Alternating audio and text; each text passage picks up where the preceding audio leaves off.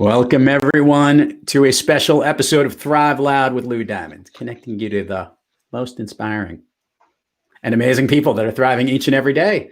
I'm your host, Lou Diamond, and today on Thrive Loud, and for those that are on LinkedIn Live and YouTube Live, we get to reconnect with a persuasive visual storytelling guru, a lifestyle portrait event and virtual photographer, a man that's owns New York City. And whenever you see him, the only thing that comes to mind is, yeah, absolutely, because he makes people look incredible.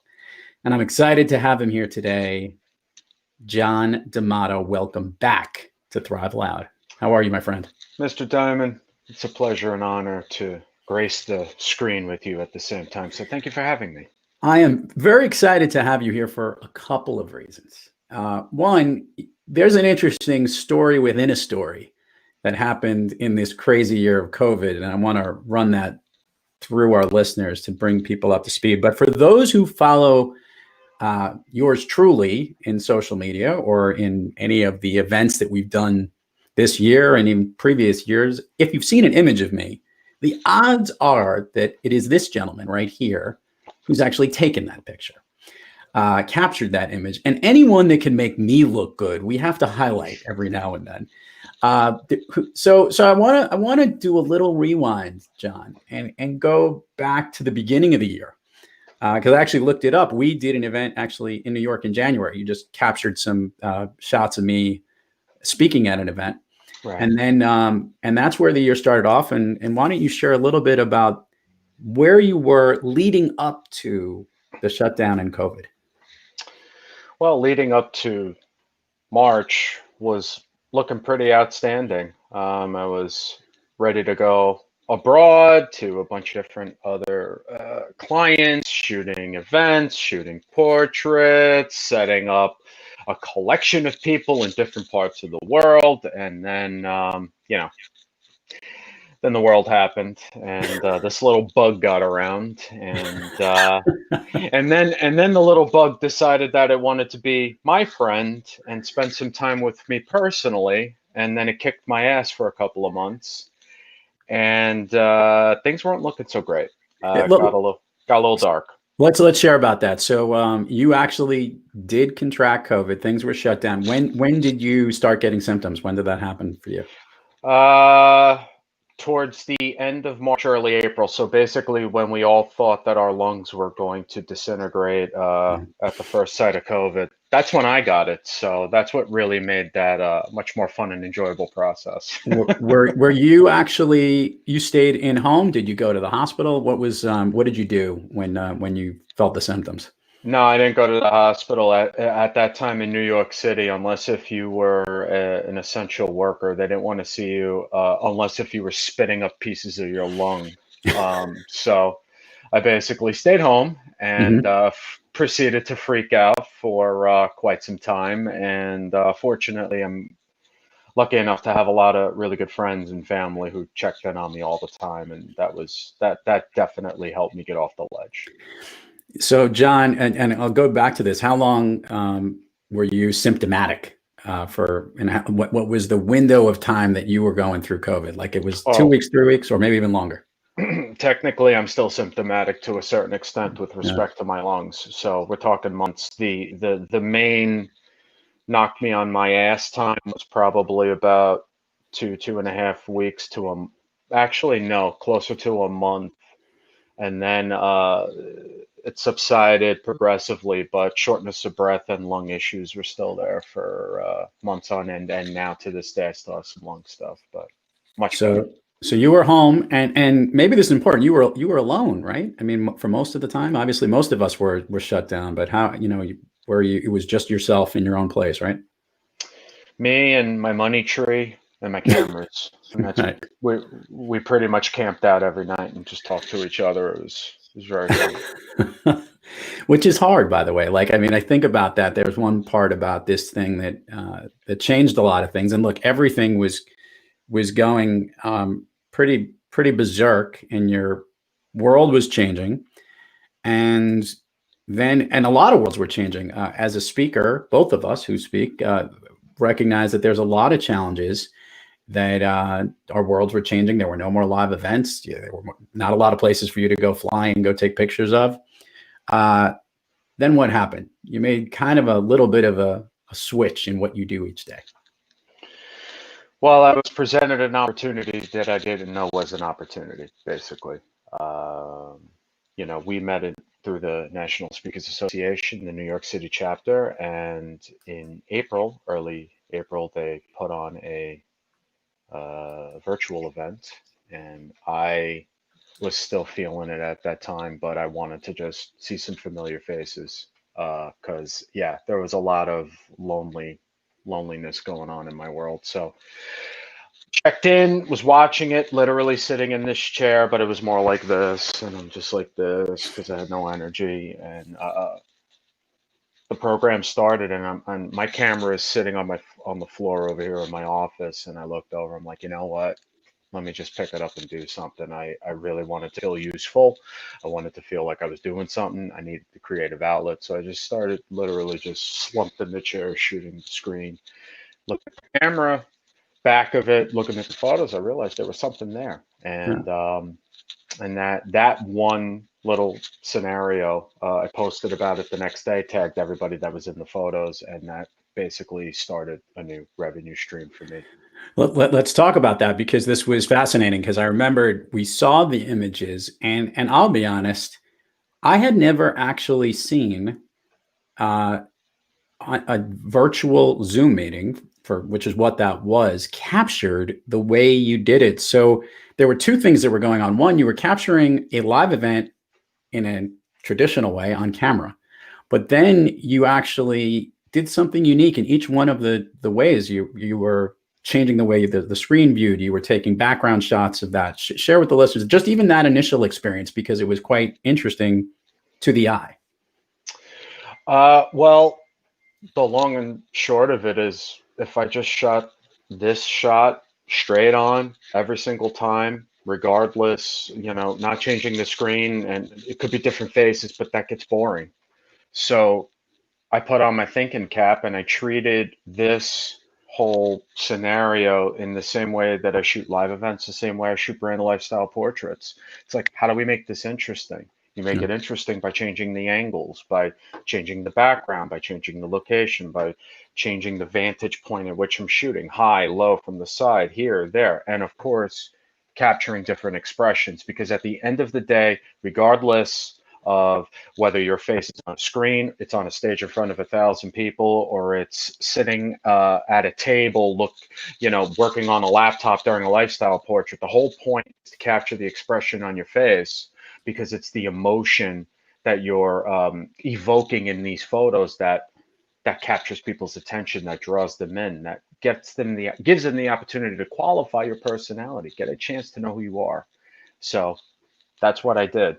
So let's share with the listeners. So obviously you did this. I caught eyes to this, as did some other speakers and other presenters. And then what did you end up creating? You talked about a new revenue stream, but talk about how you would actually execute your line of work from the chair you're in right now. Honestly, the way that it started was simply based off of the fact that I'm fortunate enough to be within a community of people that saw the need, and that they are familiar with my other work, and they simply went ahead and promoted it by sharing the work. And it literally was built off the backs of the relationships that I had already developed over the past 3.5 years, working with speakers and consultants and other expert-based business owners.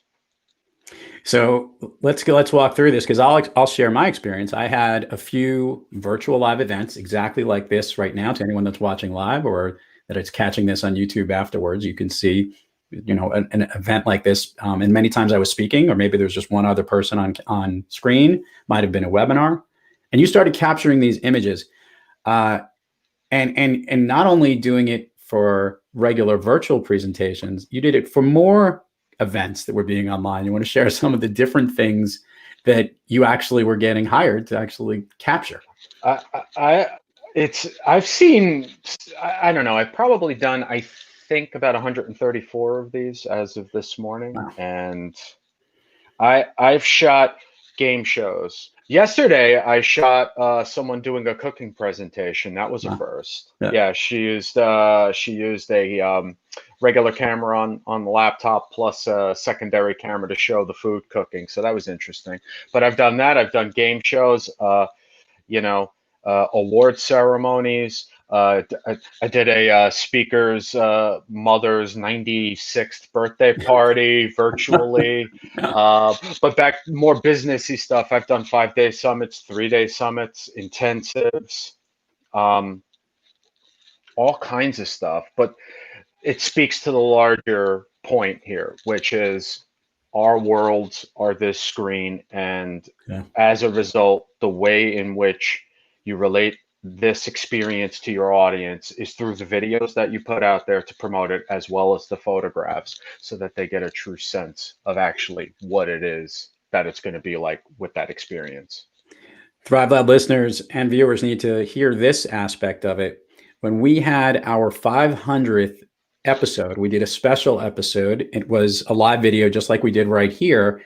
I had 5 other guests with myself, and John was on as well and capturing this. And I could legitimately tell you the content from this has been incredible.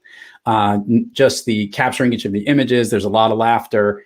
And we've been using these assets in a whole slew of ways. And that's actually what I want to hit you with. How have people been utilizing the content you've been generating for them? Because it's not just capturing the moment. You're doing it in a way that's really extending people's brands. Yeah. Well, I have seen, let me see. So we have obviously the landing page for your website, right? So we have that.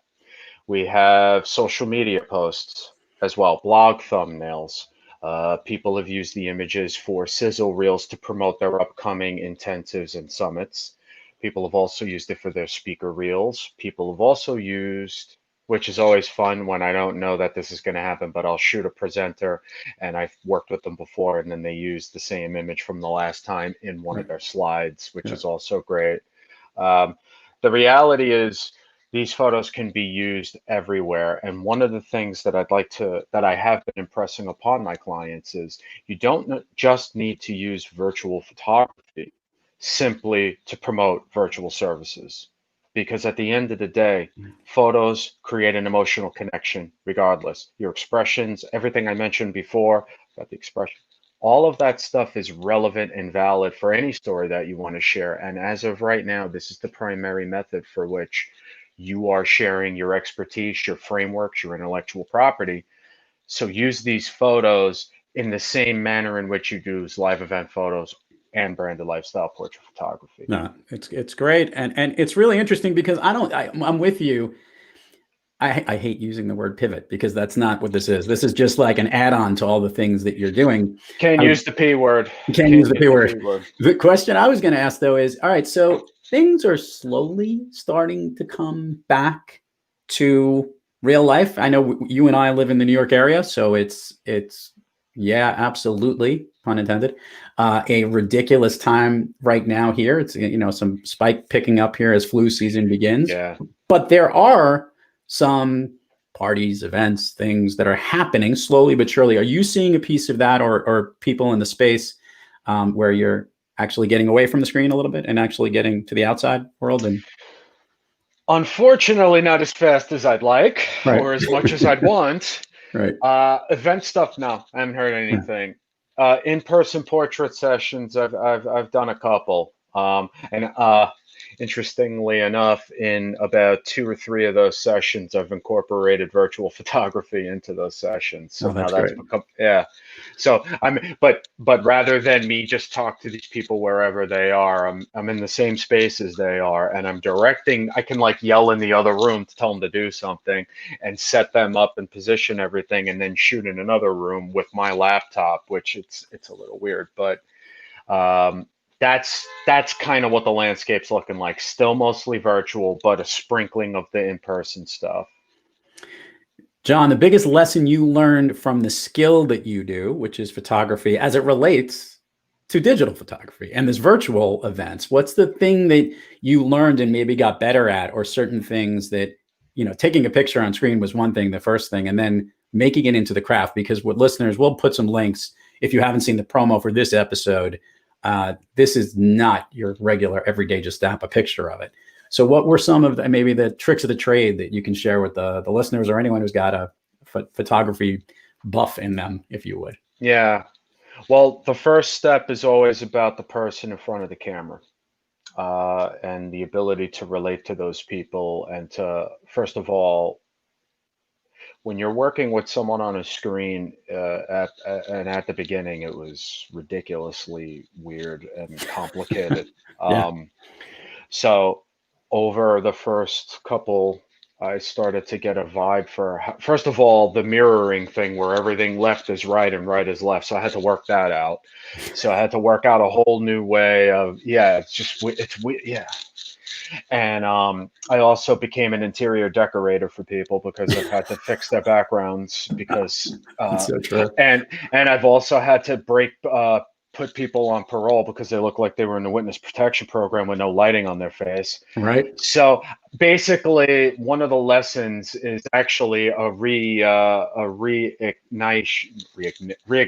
of my fire as a television producer and someone who has shot thousands of interviews, because the skills that I used back then when working in TV is very similar to the stuff that relates to this. So that happened. A lot of client interaction happened, and kind of understanding when I say, oh, the experience of show your audience what the experience of working with you looks like. I actually had to understand what the hell that meant, because I didn't know how to use a Zoom screen. I didn't know how to do all the screen orientation. So it was an education and understanding the platform and how to leverage it in a way that's going to give them the assets that will help maximize the value of their time to do this.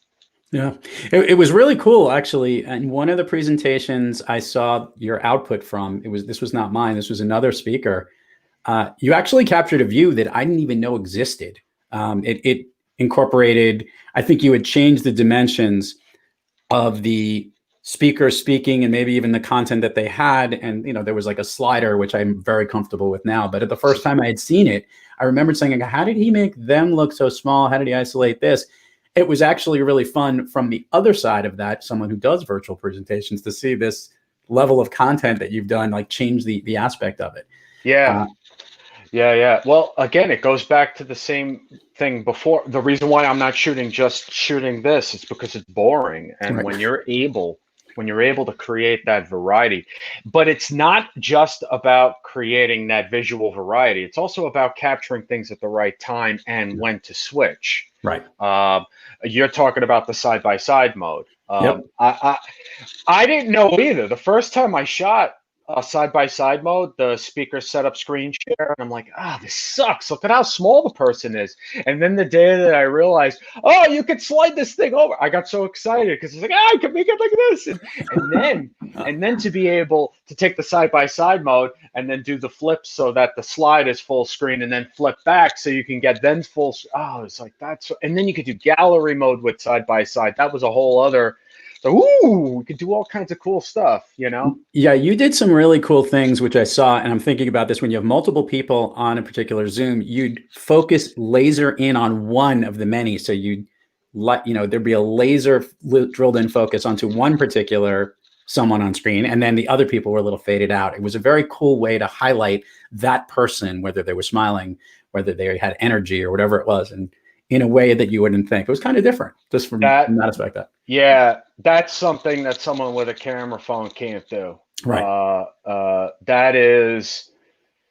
That's angling and a lens, and that's very, very in the weeds. But long story short, it's a great way for speakers to highlight the fact that they speak in large rooms without seeing the faces and make it all about the person. Especially, one of the reasons why I came up with that angle thing where you could just blow everybody else kind of out of focus, but tell that it's a person, is because a lot of the people that are in your audiences are presenting themselves in a really crappy way. It just looks terrible, like they're shooting up the nose or whatever. And we want to see that there's a human being there, but we don't want to see how bad they look on camera. So that was one of my things. And then it became a staple as a way to really highlight the expert that I'm there to photograph. Have you developed a prep to help the people who you're working with to say, hey, listen, before you go do this, these are the things that I need you to do on your end. Talk about what you're doing with someone who's actually going to engage with you that wants to use you for a virtual event. Yeah, the first thing to focus on is there's a litany of questions actually, and I just kind of find out where they are with their business, what they speak about, what does a typical audience look like, because whether we're shooting an actual event or a staged event, we want these photos to be bigger than just that one thing. So the way that we ensure variety is if we're staging it, then we focus on, I let them know that we need to, have a lot of outfit changes on standby. But if it's a real thing, even if it is just one outfit, the way that we can get that variety is, do you engage them in the chat?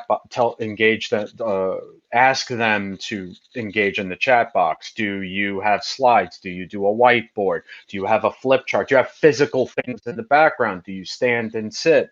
What does your space look like? Do you have lighting? How does all of that work? So I'm going through all the prep stuff to kind of figure out what they need, where they're at right now, what they're working with, and ultimately what they plan to do with this stuff. Because, if you just need like 2 photos for a landing page and then you're not planning on doing a strategy, we don't need to go crazy with it. We just need to get what you need.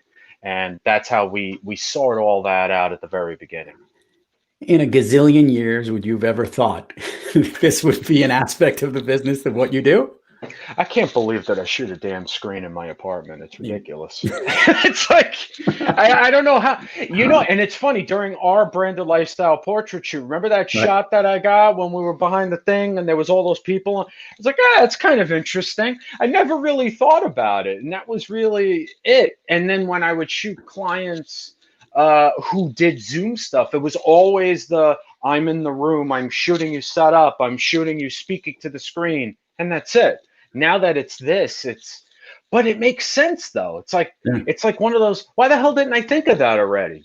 Well, I think what's really good, and this is important for the listeners or the viewers, this is what you have to understand is for business professionals, if you're a senior leader in your company and you want to demonstrate your leadership views and speaking to your people or meeting with your people, these are stuff that you would bring a photographer in to show you on site, in person.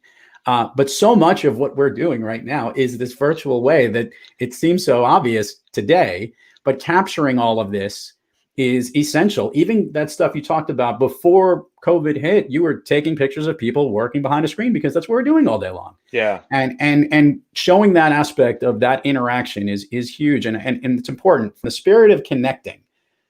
This has been the bridge for us to actually get this is as close as we can get between this piece of glass here.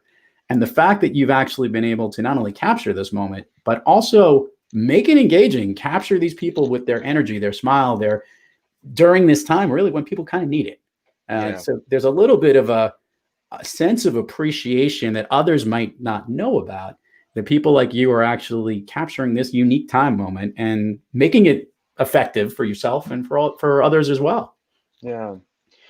As I said at the very beginning, when, during that national speakers meeting, I just wanted to feel useful, quite frankly. Well, you've been more than useful. That's for certain for many people here. And we'll make sure to give all the notes here. We're going to do something a little different with you today, John, because you were a guest on the program way back when. We probably had a movie related question. But now you get to go down what we call the Thrive Loud Fun Street. So this is fun where I get to ask you, it's kind of like the speed round of Family Feud. The first thing that comes to your mind that makes you feel good. I just haven't surveyed 100 people. I'm only surveying you. Is that fair enough? Yeah, that's fine. Okay. A song that lifts you up or makes you feel great or inspires you. Story of My Life by Social Distortion. A favorite food that's not a dessert. Eggs. Favorite dessert. I don't eat dessert anymore. Oh, nope, not true. Peanuts. Okay. An activity you wish you did more of. Shoot photos for fun. An activity you wish you did less of.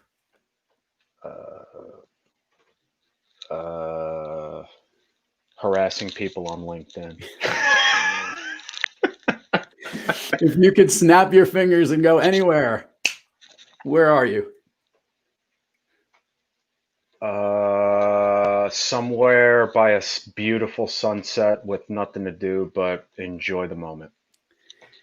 By popular request, and I apologize to those that will eventually see the end result of this, there's been a request to capture John DeMato on screen. So first of all, I apologize to all the people that he gets to finally be on the other side of the camera. I'm going to take a couple here. I'm not nearly as good. I'm going with the angles that he goes with. At Flash, that's not going to be good. That probably won't come in. I'll go this angle here. Yeah, straight in. There we go. Something good. Looking good. Oh, you're smiling. Wonderful. Give me more, baby. Give me more. That's adorable. If we had to get you on the other side of the lens, Thrive Lab listeners who didn't get to obviously see this, you hear it, but there were pictures actually taken. Those actually get to see this. Appreciate it. Hopefully we put some of that artwork on there. Hopefully my angles won't be too bad. John, thank you for connecting us in a time when it was difficult to connect and continue to do the stuff that you do. You are telling these visual storytelling messages to everybody. And without you, we can't get that story out specifically right now. So thank you for all of that, man. Well, thank you, my friend. It's always a pleasure. Gotcha. And to all our listeners and viewers out there, thank you for joining us. And until next time, keep thriving onward and upward. And remember, be brief, be bright, be gone.